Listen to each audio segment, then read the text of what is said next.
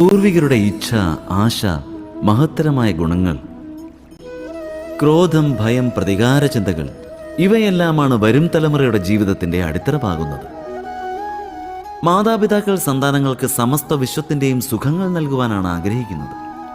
പക്ഷേ നൽകുന്നതോ തങ്ങളുടെ പ്രതികാരങ്ങളുടെ സമ്പത്ത്. നൽകുവാൻ ആഗ്രഹിക്കുന്നത് അമൃതം, പക്ഷേ അതോടൊപ്പം തന്നെ വിഷം നിറച്ച കുംഭവും നൽകുന്നു. നിങ്ങളുമൊന്ന് ആലോചിച്ച് നോക്കൂ. നിങ്ങളുടെ സന്താനങ്ങൾക്ക് നിങ്ങൾ എന്താണ് നൽകിയത്?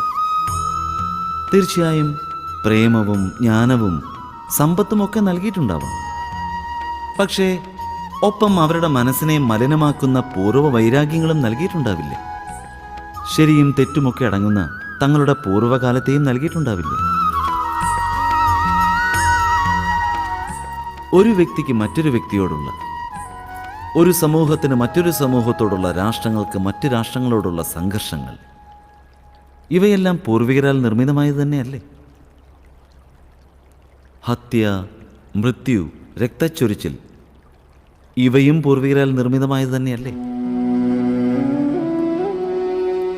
അതിനർത്ഥം മാതാപിതാക്കൾ തങ്ങളുടെ സന്താനങ്ങൾക്ക് ജന്മമെന്ന വരത്തോടൊപ്പം തന്നെ മൃത്യുവും വരദാനമായി നൽകും.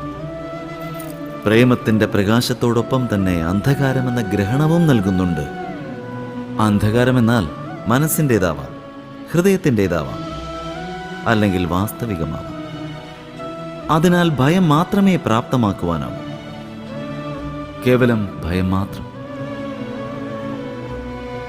സ്വയമൊന്ന് ആലോചിച്ച് നോക്കൂ.